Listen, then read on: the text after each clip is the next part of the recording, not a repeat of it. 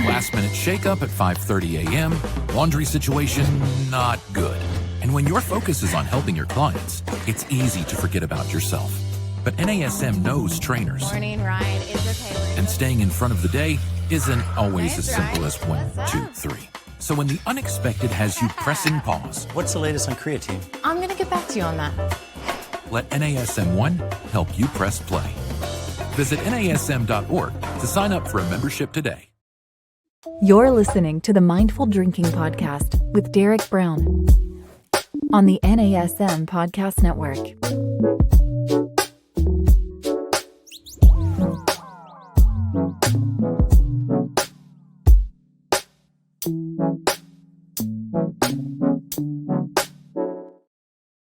Welcome to the Mindful Drinking Podcast, where we talk about tips and information that you can use to drink more mindfully.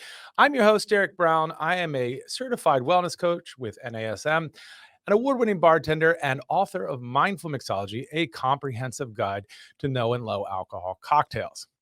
And there was a period of time in my life that not drinking, or drinking mindfully really, and my dating life intersected.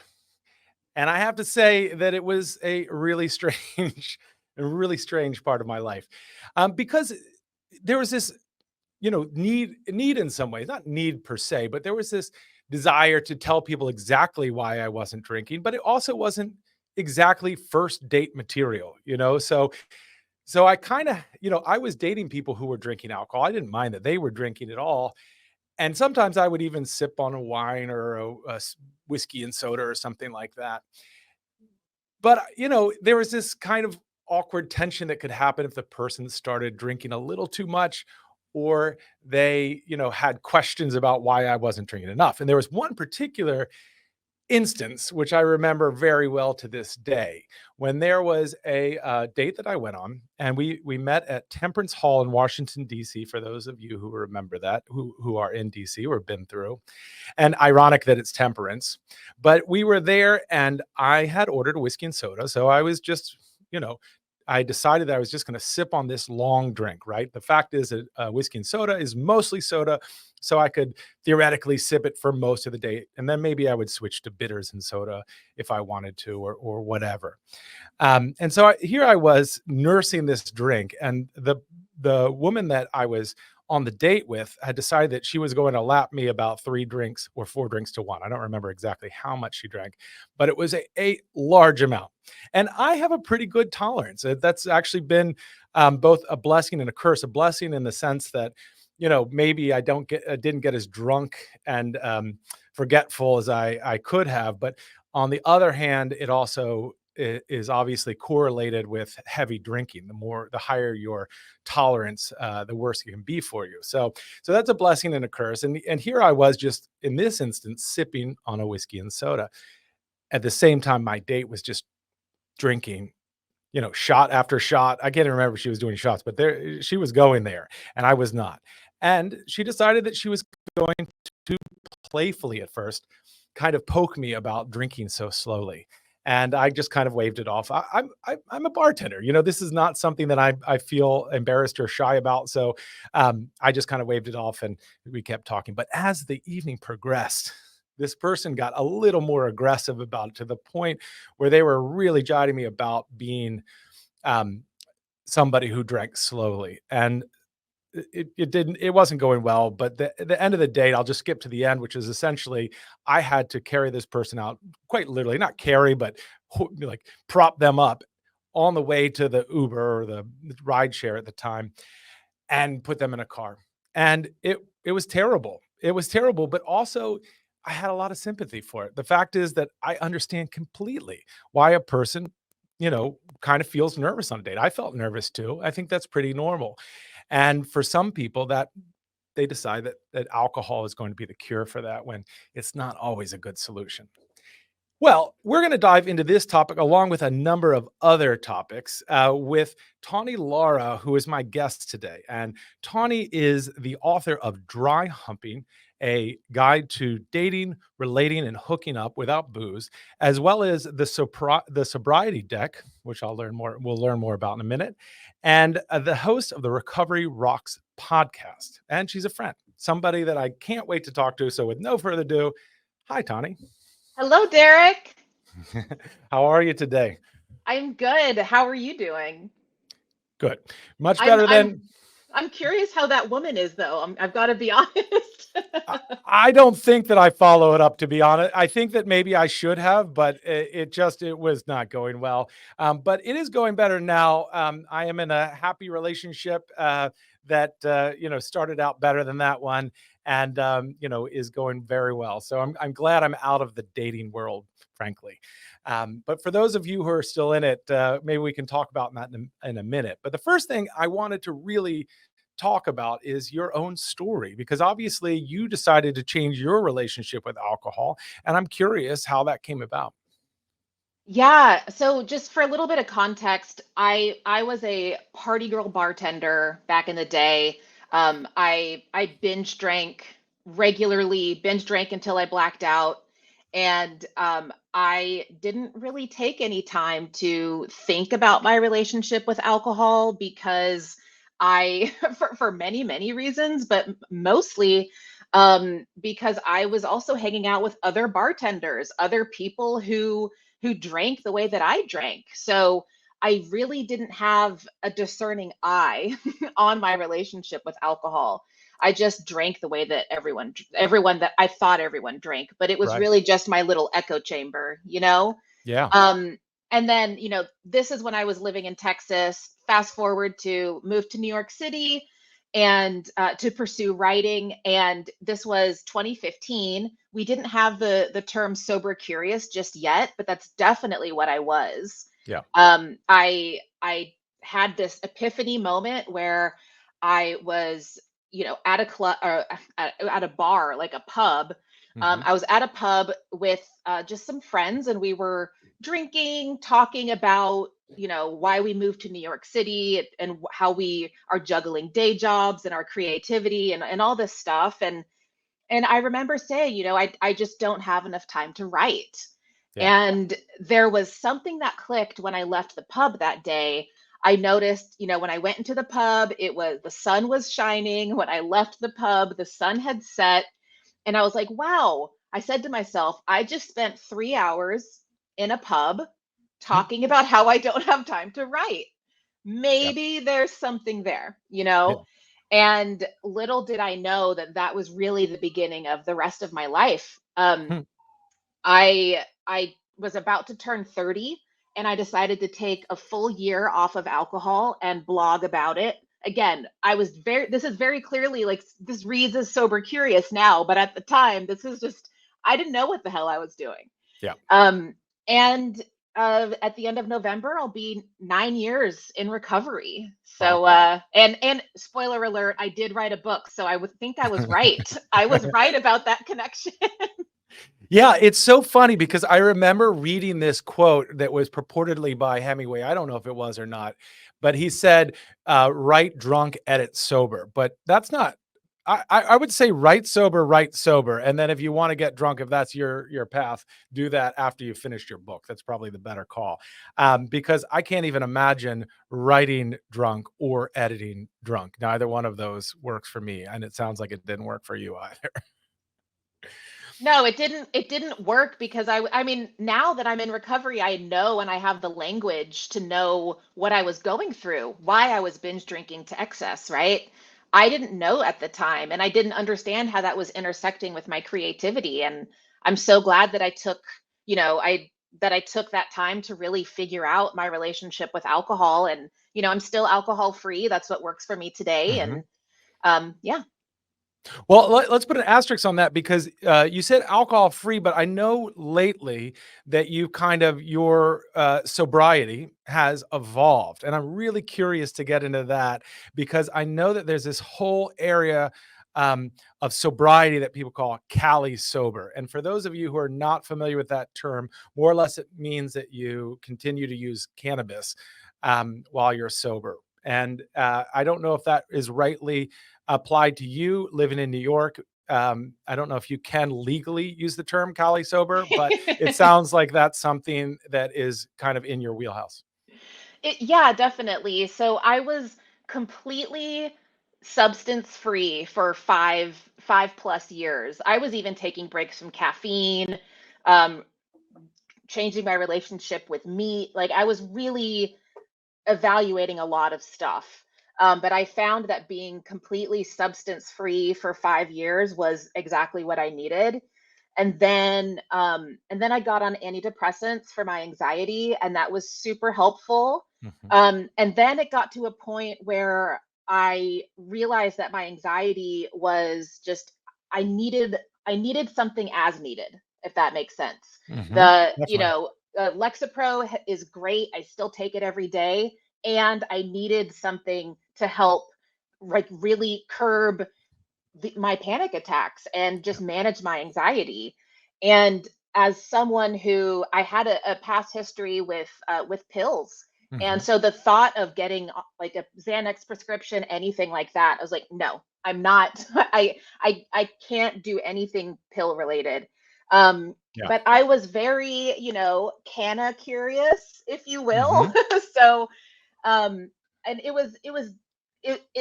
has been a long arduous process. It's been about 4 years now since I've implemented cannabis into my recovery program. And I worked and still work with a cannabis doctor. I work with my therapist. And it's really interesting, like finding a healthy relationship with cannabis, a substance that I had abused in the past. Right. I used to, it was my very first, like my first drug ever. I got really stoned, and I thought it solved all my problems. And then it led to other things. And then now here I am full circle again, trying to implement this plant back into my life. And there's a lot of cognitive dissonance there where I know I need help. And then there's also the sobriety rhetoric of abstinence only. So there was a lot of really stressful inner turmoil that I dealt with privately. And then I just started talking about it publicly about a year or so ago. Great. Well, I'm so glad that you're talking about public because I think it's really important. I I've said this before and I'll say it again, there's a spectrum, right? The spectrum is between people who drink and people who don't drink at all and everything in between. And also along that spectrum is the idea of mindful drinking and the idea of recovery. And they're not always the same thing. Sometimes mindful drinking for somebody looks like just having one or two drinks a night. And for some people, mindful drinking looks like being completely sober. And that's the way that they have to approach it. And so I think that what you're highlighting is those gray areas, which are important to dive into too. And I think that without those, that we really can't really express who we are completely, because some of us don't have this compulsion to drink in a way that we get up in the morning and we need to down a fifth of vodka. You know what I mean? For some of us, it was just the medicine that we used. Like, I'll just use my own example, the medicine we use, and it sounds like it's similar to you, to quell our anxiety or other mental health issues that we were going through. So I love that you touched upon that point. I wonder if you want to expand any more on it. Yeah, I mean, I think we're in this space where people are drinking more mindfully, people are more sober curious. There's so many more options. But it's also worth noting that sober curiosity is becoming ubiquitous in the same time that cannabis and psychedelics are becoming more normalized and Right. legalized. So, that's also something to take into account when we see all these, in our line of work, we see all these studies of like Gen Z is drinking less alcohol. And it's Right. like, okay. And they're also like eating a lot of edibles. Yeah. So like, let's look at the whole picture here. And for me, finding a mindful relationship with cannabis is still very one day at a time for me. And I might get to a point of where like, you know what, I can't have this, but it works for today. And Right. I'm really glad that I have that option.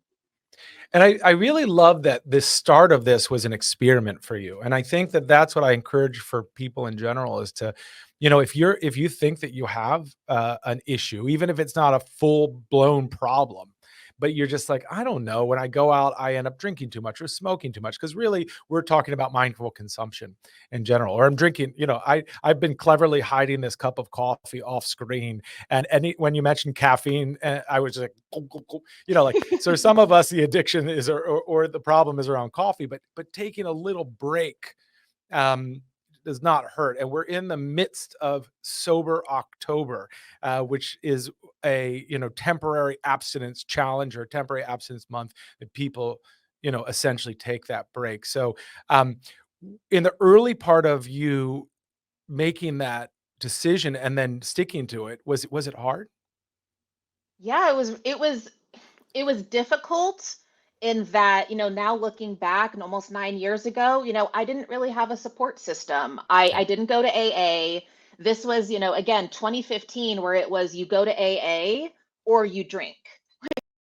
That was Mhm. it. And I tried AA and it wasn't for me. So I was really looking for my people. I was looking for my community, which ultimately led to the blog, which led to, creating a social media account and connecting with incredible people like yourself, because a lot of us got, sober curious, mindful drinking curious around the same time. Yeah. So that once I found my people, that was a little bit easier. Yeah. But there was also, I had, keep in mind, I had just relocated. So I was also no longer around my bartending friends. I was no Yeah. longer around my friends who were binge drinking regularly. So that was, in a way, easier. But Yeah. I also was in a new city with new people, far from my family. So, there's always going to be challenges with it. But I would say the most confronting part, which really is what led to me writing my book, and doing this research, was like, how do I go on a date without liquid courage? Yeah. I really, I didn't know how to do it. And so I approached the subject really from a journalistic perspective of just like, is anyone else struggling with this? How are you doing? How are you dealing with it? And then also from the personal experience of like documenting my sober dating journey. Yeah. You're listening to the Mindful Drinking Podcast, and my name is Derek Brown, your host. We're talking to author, writer Tawny Lara about a variety of subjects, but now we're on to liquid courage, also called Dutch courage as well. And honestly, that was a perfect segue, because I think let's get into it. Dating without alcohol is kind of hard, I think right? dating is hard in Okay, fair. general, right? Like, let's be real. But yeah, dating without alcohol, it was like, when I say it was confronting, I had no idea. Like, I knew that I was drinking too much, which is why I took that year off, right? But I had no idea the ripple effect that it was going to have on all of my interpersonal relationships, especially dating, especially intimacy, just communications, boundary setting, all of these things. It was it was really difficult to deal with, and ultimately the liquid courage angle became the thesis of my book, because I wanted to relate my experience and my journalistic research to as many people as possible. I know people who still drink alcohol who really liked my book and got a lot out of it, because Yeah. it's a book about mindful dating, really. It's a Mhm. book about mindful communication and boundary setting, just through the lens of dating and relationships. That's amazing. Yeah, we're now on the Mindful Dating Show. Um, so all right, but give me the stories. Like, surely you have interesting stories from this period of time. Oh, of course, Derek. Of course, I have interesting stories. So, I'm new to New York. I'm newly sober. Uh, Tinder's pretty new, like Yeah. all these dating apps are pretty new. So there's a lot of newness there. And I learned a lot just by dating sober in New York City. Mhm. Um, I tried on my dating app, like putting sober or alcohol free or in recovery. I tried all these different ways to qualify myself. Yeah. Um, and then I tried putting it in, like, waiting until I met up with someone IRL, then letting them know. Um, there's so many different ways to share your sobriety status or mindful drinking status. But it's like, I dealt with a lot of people who kind of treated me as a therapist. Yeesh. Unfortunately, when I opened up like, oh yeah, I don't drink, I have a blog, yada yada. Then our first date would often just be like them trauma dumping and telling me Oof. about their relationship with alcohol, and and it just, if that's not why I'm on a date. Yeah. I'm not here to help you through your problems. Like I'm looking for a partner. And so the reason I bring up the different options of like how to disclose your drinking status on a dating profile is because like I had to figure that out by trial and error. And there's no one right way to do it. There's just you have to do what feels right for you. Yeah, that's right. Well, it's interesting because I was sharing my story earlier, and you know, I didn't know exactly how to disclose that I had changed my relationship to alcohol because it wasn't, full blown sobriety. It wasn't necessarily, like drinking like they were drinking. So there was lots of confusion on my end, and generally what I ended up doing is just kind of, you know, letting the first date letting it go on the first date, like not really saying anything. If there's if we meet up a second, third time, then it becomes really important for me. It became very important for me to share that part of me, but I hear you completely about the trauma dumping and the fact that we do this sometimes is we end up talking more about our problems than the positive side of life. Humans tend to have that negative bias anyway. But definitely the it's an interesting contrast to when I was drinking a lot. I never had to tell anybody about I drink too much because they saw it, right? It was right there in front of them. They saw me just drinking whiskey after whiskey and on this date. And I was surprised at how many people are just okay with that in retrospect, because maybe they just didn't really want to say anything. They felt uncomfortable or that was normal in their lives too. So it's funny that in a way we should all have to probably say something about that in the first couple of dates or maybe on our Tinder profile, who knows? I mean, if it in a perfect world, I think that's how it would be, but it just, as you know, this journey, this mindful drinking journey, it requires a significant amount of humility and self-awareness that a lot of people just don't have. Because it's so freaking hard. It's hard work to Right. do. And you and I found that through, exploring our relationships with alcohol. But a lot of people have to find like their thing, that's going to lead them into that self discovery so they can fully show up authentically on a date. That's awesome. I really feel like if I saw somebody who wrote self-aware and humble on their dating profile, I would immediately swipe. Is it right? Is it the good one, right? I forget now. Yes, the Yeah, good swipe one is right. right. Swipe Yeah. left. I'd be like, yes, person like downing a bottle, no, left. Okay. So that's amazing. But, it also really, for those of you out there who aren't dating and, this idea of liquid courage applies to a lot of different scenarios. The fact is that when you go to a party, we don't know everybody, and even if you do know everybody, one of the first things you do is grab a drink, and because that makes people feel comfortable. And I heard on another podcast, I think it was a New York Times podcast, that they were saying, but this is also a signal saying I'm open and ready to discuss and talk to people. You know what I mean? So like there is a part of that is meaningful and makes sense, but it can go too far. That's for sure. So there, not you know, you don't have to give up alcohol when you're dating. I don't think that's either one of our conclusions. I think what you're suggesting, what I love in your message is that it's about, really digging into it and seeing why you're there, being mindful about your approach to it, being thoughtful about your connection with other people. And honestly, that just doesn't always happen on dates. So I think that's a really great approach. Yeah. I mean, I made a conscious choice in my career to not be anti-alcohol. Yeah. I was like, it's not for me, at least right now, it's not for me. But like I'm not gonna call alcohol poison. I'm not gonna, Mhm. say all of these negative things. Because it's like I get it. Like we all have our vices. I just want my book to inspire people to think critically about their relationship with alcohol and especially how that intersects with their love lives. That's really great. I love that. And you have a new deck of cards out, the I sobriety deck. do. Do you want to share Yes, about that? Because I I alluded to it, but I do. didn't say much about what that is. Here's a little sneak peek. Um, so my podcast co-host and I have this coming out in December. Oh, cool. So we it's a card deck.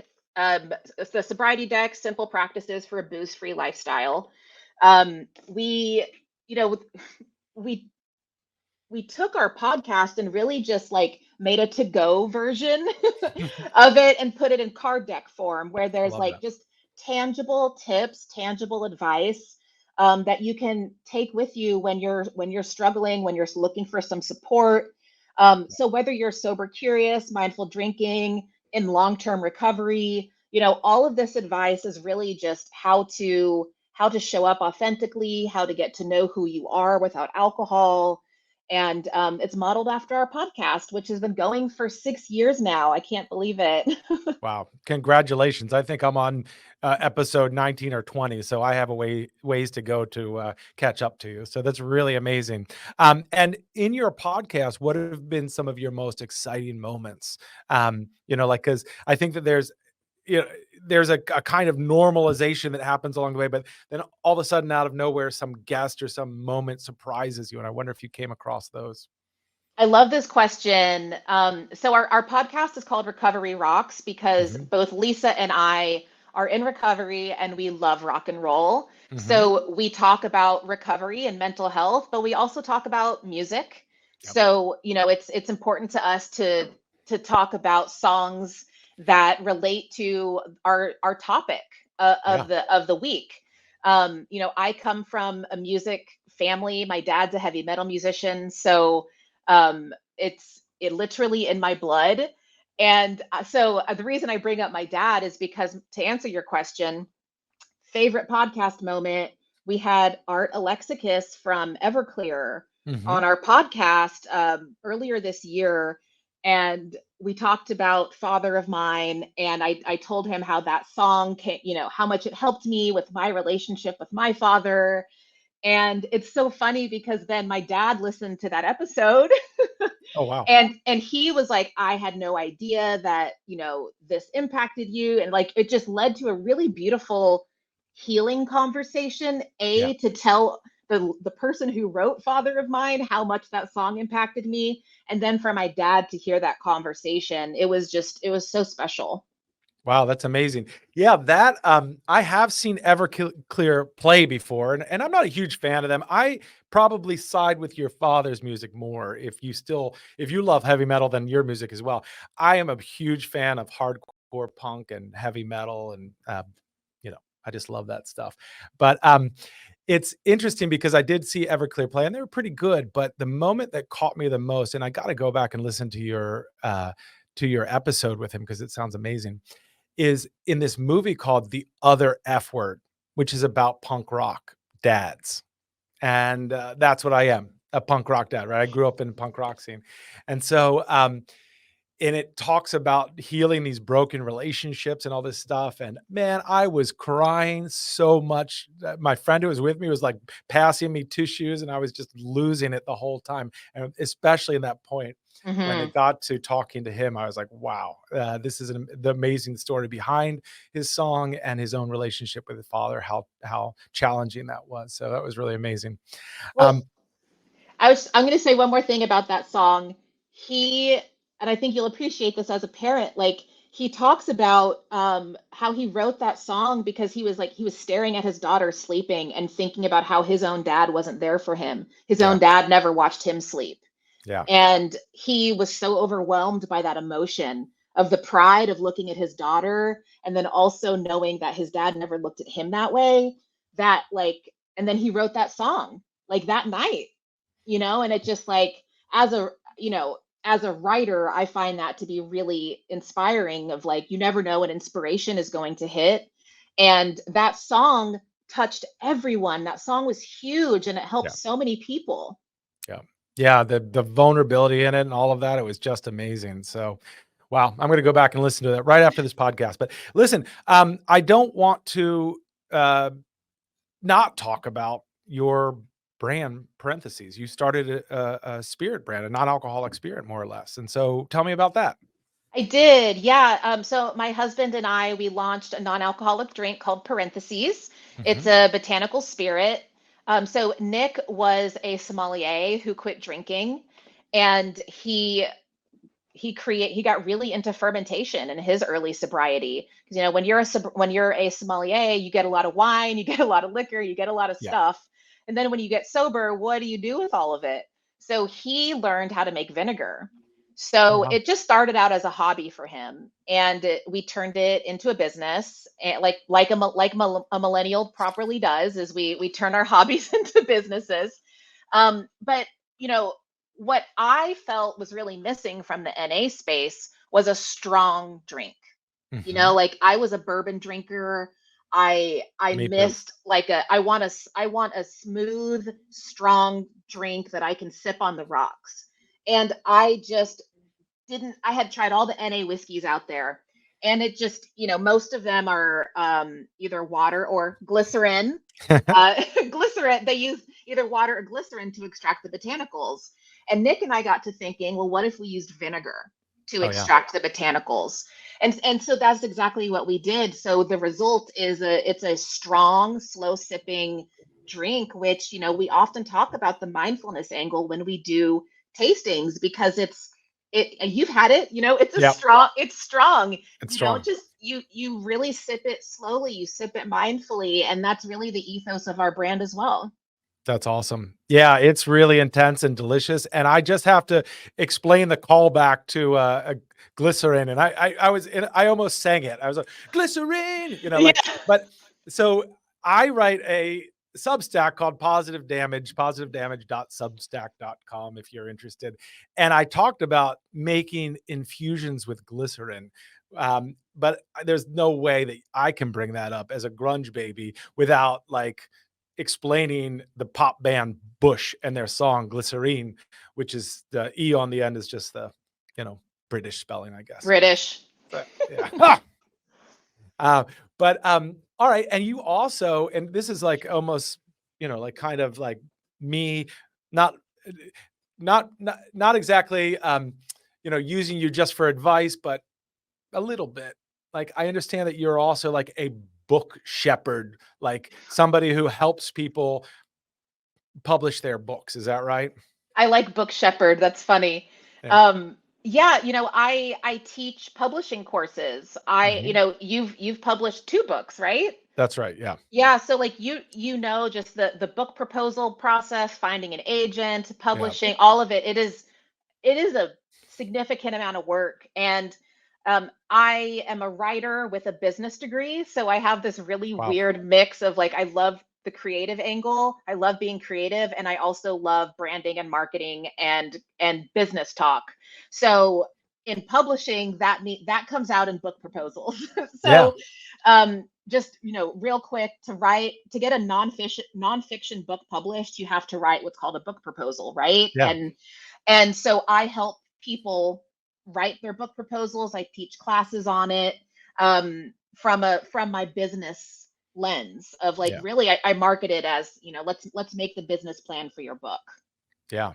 No, I don't think most people, and we're not going to get too far into this because it's probably not why people are listening, but I think that most people don't realize the business of publishing. And the fact is that when you're handing in that proposal, that's a business proposal. You're telling them that you can sell this, and people are going to buy it, and that is a kind of a difficult process. You know, like you can't just have a good idea; you have to have someone to sell it to too, right? Um, so I guess maybe I'll enroll in one of your courses because I could use it. After 2 books, I still, you know, I have trouble sometimes coming up and creating my own proposals. It can be difficult. Do you Um, think you have a book number 3 in you? I know you yeah, do. yeah, Okay, good. I do. Yeah, I Good. certainly do. They're just going to make me write another recipe book though. You know, like every time I propose like a nonfiction book, they're like, sure, but can we put recipes in it? Because the Yeah. first book I wrote, Spirit, Sugar, Water, Bitters, How the Cocktail Conquered the World, I never intended to put recipes in it. It was just a history of the cocktail over the bar, which I guess it does make sense to have recipes in it, you know? And so it has recipes, but it doesn't have like a lot of photography, and it's only about 45 recipes, and they're all kind of connected to the history, you know, which is really cool. So amazing. So what are you working on now? What's next? Oh my Well, I mean, it's gosh. enough, you know, that you're Derek, doing. first of all, I want to read your punk rock dad memoir. Yeah. And whenever you write that, But honestly, what I'm working on right now is work-life balance. Yeah. Something that I've, in the last 18 months, my book, my drink, and card deck will Right. all be out. And I do not recommend launching 3 products in 18 months to anybody. It has been really difficult. It's so much work. Um, so I'm really like just looking at it as like I front loaded a lot of my career and now I want to just kind of take a step back and live my life and not necessarily be working all the time because it is work addiction is something that I also write about in my newsletter. It is real. It's something I struggle with. So I'm trying this whole relaxation thing. I don't know if you've heard of it, Never. but I'm trying it out. I'll let you know how it goes. Yeah. Is there any particular practice that you really enjoy, that has helped you relax? Weed. That's my Yeah. practice. Fair enough. Fair enough. No, no, I mean like, acupuncture, yoga, weightlifting, therapy, like, we say sobriety toolkit. A lot of us, like, we say that if you're going to be in recovery or even mindfully drinking, you need to have a toolkit of like when break glass in case of emergency. Got it. Like I have a lot of those kind of tools that I have to do every single day just to like be a decently functioning human.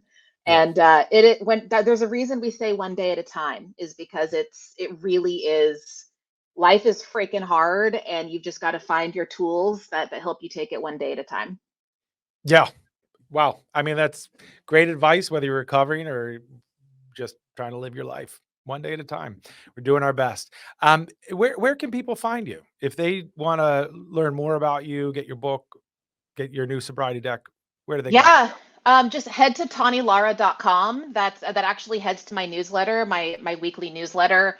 I am very like leaving Instagram. It is not a good place for me. Head to my newsletter and you can buy my book and card deck wherever books are sold. And our drink parentheses is available in non-alcoholic bottle shops across the country and at drinkparentheses.com. That's amazing. Well, we'll check that out. Thank you so much for coming today, Tawny. I really appreciate it. And thank you to all the listeners out there. We love to hear from you. So feel free to leave a comment, leave a review, send us an email. We love hearing from you. And until next time, here's to mindful drinking.